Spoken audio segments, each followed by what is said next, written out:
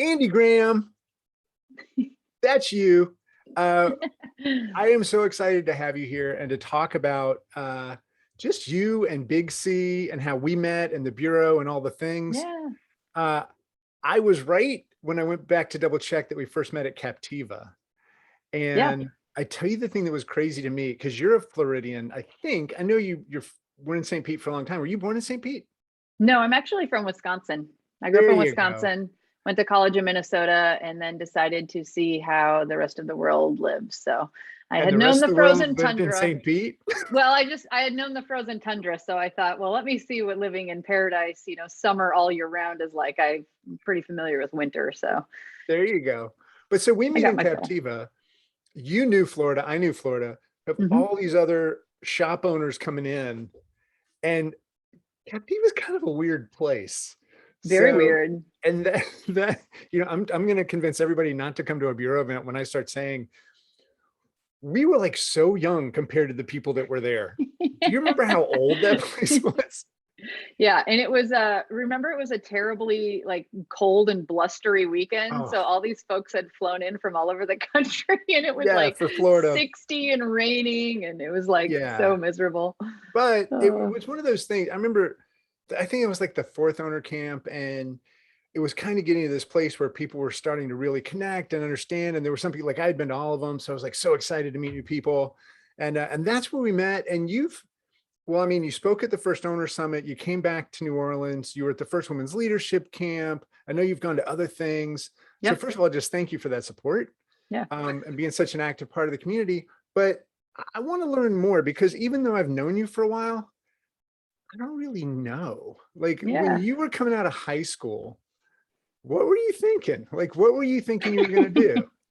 I had no idea. I actually went to college on a full scholarship for advertising. I had been interested in advertising and marketing forever. So I was always the person who like designed signs for our sports teams and, that kind of thing. And then in college, I taught myself to code. So I was making small websites. And this was, I graduated from college in 99, so the late 90s. So I was learning HTML and I was building small websites for the pizza place I worked at. And I started designing menus and things like that. Um, and so I'd always been in advertising, but I had no aspirations for agency life. Yeah. And so my first job was not doing that, but it was what I was interested in. And so I had a great boss who shepherded me and gave me sort of the keys to build that career. He kept giving me that kind of work and pointing me in that direction. And after about 7 years, he said, there's nowhere else for you to go here. You're clearly interested in this space. So let me know how I can help you like move out. And it was that perfect, like comfort is the enemy of growth. And I had just Yeah. been so comfortable there and I knew everything. I was getting paid really well. So I found my first agency gig and I went into a traditional advertising agency as their director of digital. And it was hilarious because you remember the early 2000s, traditional agencies did not know how to sell digital. And so No. websites were like sold the same way a 10-page brochure was sold. And then they couldn't believe why I couldn't execute on something that a print designer gave me. Why can't you code this? And I'm like, so I was Where are the actually feathered coding. edges? They want I their know. feathered edges. Exactly. When this was like before CSS was even used for layout, it was like, or it was right around the time it was starting to be used for layout. It was funny. So I was coding websites and I was doing, because I was the director of digital, I was also doing all their digital media buys, which was like a ridiculous relationship. Those things are Oh my not related at goodness. all. So, but they just they didn't know how to sell it. They didn't know how to talk about it, any of that. So I didn't at that same realize we time, had I was this in building my common. clients. Yeah. So now I obviously got started a little bit sooner, fine, whatever. But as the web showed up and then I kind of got into that role, I remember being on calls with DoubleClick, right? And the other placement places, and talking to Yahoo about how does Yeah. this work? And that's just crazy to me. So at what point, and you're absolutely right, advertising agencies and people still, I saw something the other day where somebody's like, I think it was Baker, he was like, why are y'all still saying digital? And we're like, because it still matters. Okay. It's like, we are a Yeah. digital shop. There is a big difference. And but agencies were like, just, they thought it was going to go away. They didn't know it was going to be a real thing. At what point did you go, all right, I got to roll my own here? I got to do my own thing? Yeah. It was about, I had started amassing clients like way back in the early 2000s. It was like my boss's husband and her friend who was opening a spa, and I did design and I built websites. And so I was kind of doing full brand stuff for like small businesses. So I was kind of building that whole clientele, and I had amassed enough, but not quite enough. And in 2008, I was working at that agency, and I actually had started Big C in 2005. And for whatever reason, Oh, Carl, I okay. have no idea, but people had started trusting me with not just small branding, but I had gotten connected with some venture capitalists who wanted me to help build their products. And so I was doing like literally doing project management on massive app builds. So we would build these like, I actually think one of them is still live. One of the first things I did was this site called 5 Minute Mysteries. And there's this strange community of humans who love to solve small mysteries, and they get all these clues. And so we built this platform. I had this developer that worked for me, and I did the design, and we built this whole platform. It was like a member management system. And this was like 2006, I guess, or 2007. I remember it clearly because I was in labor with my daughter in December of 2008, when I had to call that client and say, hey, I'm not going to be around for a few weeks. Oh, I wow. need to take some maternity leave. So, yeah, so I was just like, I had kind of built this weird group of like personal clients. And the day I had my daughter, I called the agency owner and I said, I'm not coming back. I'm not on maternity leave. I'm literally just done. So I quit the agency and thought, I'm going to make this thing my whole thing. So, and it was. There you go. So that's amazing. So you were running them both at the same time?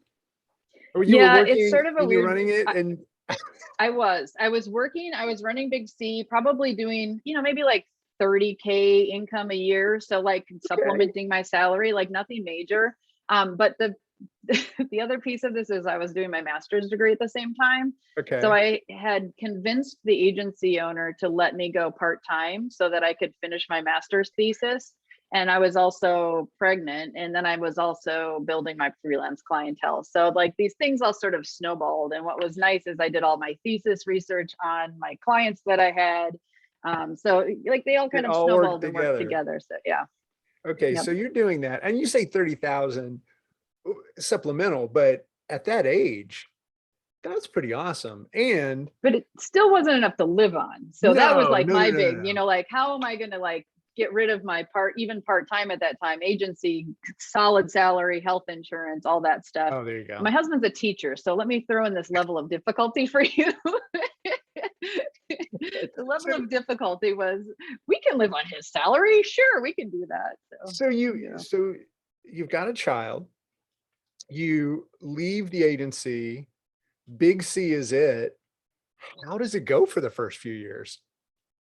Actually went really, really well. It's continued to go pretty well. Of course, we've had our ups and our downs, as everybody does, but I think the hardest part of it, and this is where the bureau comes in, is I didn't really know agency life. So even though I was the director of digital at this traditional agency, I had never been involved in their finances. I had never been involved in how they priced or billed for things. I never had been involved in project management of like digital projects. I was making stuff up as I went along. I really just didn't know so much of the things that I had to learn the hard way, which maybe is good or maybe is bad. But for some reason, people trusted me because I guess I deliver on my word. And I think you'll hear that from so many agency owners, that it's just a matter of you actually doing what you say you're going to do was like the reason people called you back. And I think that was it. So yeah, Yeah. it went pretty well. I hired like 3 people the first year, and then, Wow. we got up to about 6, and then had to move offices because we could only fit 4 people in a little space. So I had people coming in and out, and yeah, it was fun. So it's so true what you just said about, and I've even modified it. If you were reasonably nice, right? You didn't have to be Yeah, nice. You just had to be true. reasonably nice, but keep your commitments and Yep. have a decent idea of what something was going to cost and kind of stick to it. So people didn't feel like you were kind of, just leading them down Yes. that path. Then you could be successful. Right. That Yep. that was that was a big part of it. But it sounds like I had no idea you had that capability coming in where you were doing everything. I love finding this stuff out. So Yeah, I then was doing everything. we meet probably in 2014 or Maybe. 2015. So I what met was that Greg like? Hoy. I met Greg Hoy at the first digital PM PM Summit. conference. Yep. Yep. And that's where I had heard about Owner Camp being a Okay. thing. And so I approached him. Somebody had told me about it, and I couldn't believe the digital PM summit. It was like this knight in shining armor that came and saved my ass in so many ways, because I had no idea how to manage digital projects. And here I was building these massive, I built a custom LMS because that was before LMS systems were Oh, off the wow. shelf. We built like massive things that some of them are still running today, but I had no idea about like how that's supposed to work. So digital PM summit was awesome, but somebody had told me about, oh, actually it was Dan Denny had told me he had heard about Okay. this owner camp thing that was going on, and you had to be this certain size and all of these things. And I thought, ooh, I'm like right on the edge. I'm so there. And so I actually walked up to Greg and I said, I want to be there. I want to be at this next one. I probably can't even afford it. I need you to invite me to this thing. He was Oh, like, who the wow. hell are you? Yeah. So And so, it so was then funny. you get there and it's the opening reception or it's the morning of that first room. Like, what did that feel like walking in? Because I know when I walked into the very first one, I was just kind of like, these people know everything and I know nothing. But what was it for 100%. you? Well, Yeah. I'd been following Happy Cog for years. Like this was my dream agency who I wanted to model myself after. So for me to be sitting in a room with them and all these folks that I'd been following in the online communities forever, I just felt like such a nothing, you know, and I was just there to soak it all in. And luckily, you know, that camp is so small and so personal that I made some really, I mean, there are all of those relationships that I still have to this day of people I talk to all the time. We do work with a lot of those agencies still. So those partnerships have been incredible for me. That has been the relationships I've made through the bureau are some of the best of my professional career. And I've been in Vistage for the past 3 years. So Right. I would take the bureau over those any day. Oh, well, I am going to put that on a logo. So thank you. No, so you get there, you meet some people. Who would you say are the biggest influences leaving that event? Like, who are the people that you still lean on today? What's funny is to me, and I don't want to say this the wrong way, but the people who I held as heroes are the people who are sometimes no longer doing that work, right? And Right. so I kind of learned that like the slog of agency ownership isn't always as glamorous as the big glitzy agencies make it seem to be. So I started paying attention. Well, I met Nancy, obviously Oh, Nancy Lyons, who has remained a true friend and mentor in many ways. I just adore her. I can go to her with anything. I met Tracy from Fastbot, and really yeah. she and I have become really good friends as well. Warren from Plank and I have stayed in touch. We do a lot of work together of mutual clients. We've actually been doing work with Alex Nickdell from CNP Yeah. agency down in Orlando or Winter Park or whatever. We've been doing work with them. But the people I've like, so Nancy became my hero immediately at that conference. She's no bullshit. She's running an incredibly successful agency, Yeah. upholds all the values that I think are most important. It's like finding, I've a few women in my life that I have found who uphold. Let me just say this. I was raised in the punk rock community where capitalism was very much not, was frowned upon. Making money was frowned upon. Having any sort of wealth is frowned upon. And I started to realize that I could make money, I could generate wealth, and also support other humans and be a good person. Like they are not mutually exclusive. And that was a really hard thing for me. And I struggled with, but Nancy's a person who was like, no, look how much I can give back because I've built this thing, you know, and look at the efforts that we can put into the world to make it a better place. So I appreciated that. But then Ben Kalkman as well. So he's Yeah. coming in, and I just love like he's the definition of like finding your niche and just focusing and continue marching forward. And I just love like hearing his stories are just so funny. So yeah, Yeah. that has been so good. He was great. I remember at that camp, one of the things that the first time Ben and I met, he was in that convertible Mustang and I was walking up to the venue and it was like it felt like 4 miles. And he goes, "You want to ride?" And I was like, okay. Are you with the event? Okay. Because I was just like, what's happening?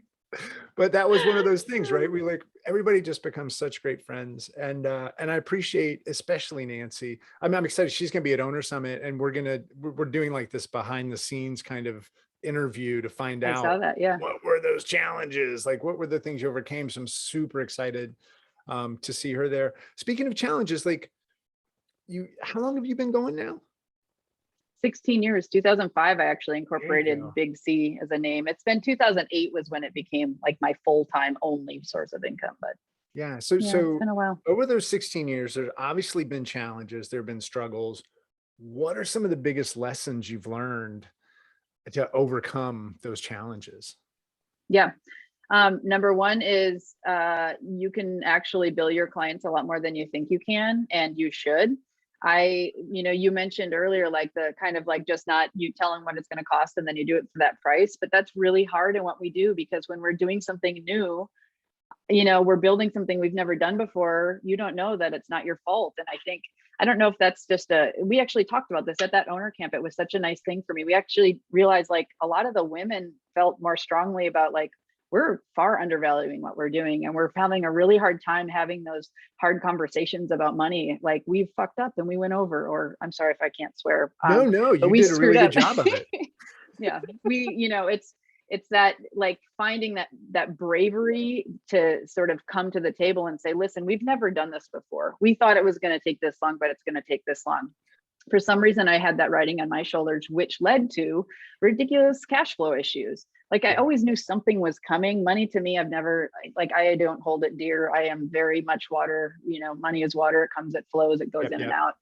But when you have other people's payrolls to meet and health insurance to pay, it changes things. And so like having the cash, we got some great big projects one year. I think it was 2012, actually, maybe 13.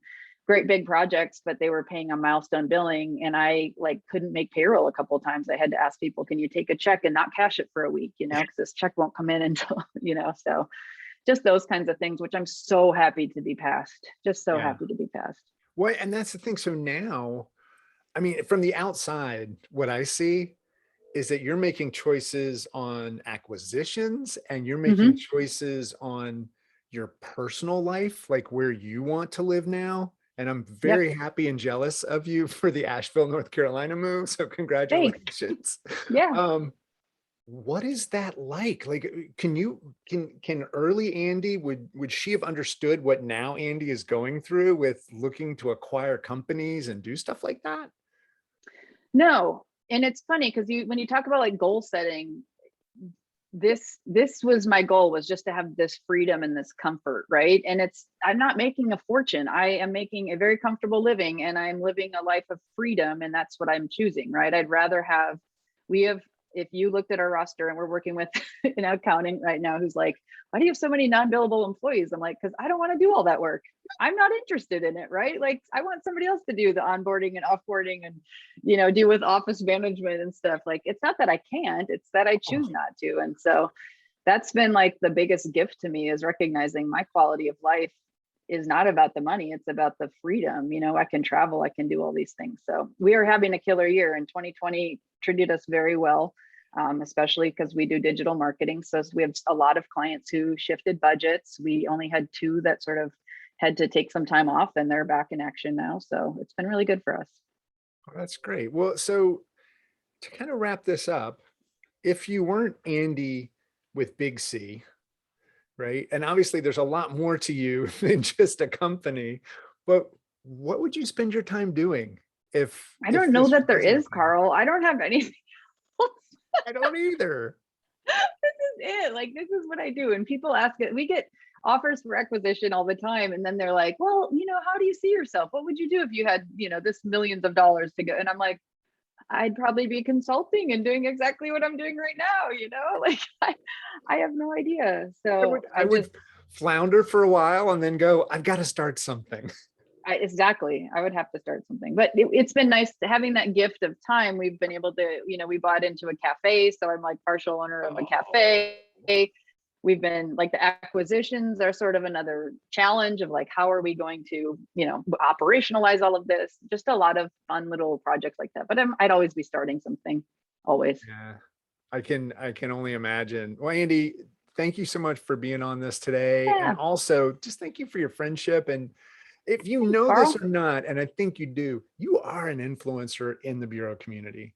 And I know that we Oh, used that term in the channels earlier, but to me, there are times when I see a question come out, or I see something and I'm just like, Okay, I'm just gonna tag Andy on this because and then you'll show up or somebody else will say, I think Andy. And so I just want to thank you for making just so Yeah. much more value into the community. I feel like it's such great connection. I really just I find so much value in the community. So, I don't mind I don't feel like I'm giving. I feel like that's part of having a relationship, right? Like I love offering advice when I have it. If I know something, I'm happy to share. So Well, and you it's just good. summed up the whole bureau, I think. I think Yeah. that's why those camps were so good because we knew when to Yeah. talk and we knew when to be quiet. I totally agree. You've Awesome. created Thank you, something Andy. magic, or you've taken the magical creation and ran with it, which has been There awesome. you go. It's been really Well, good. I appreciate it. Thanks again, Andy.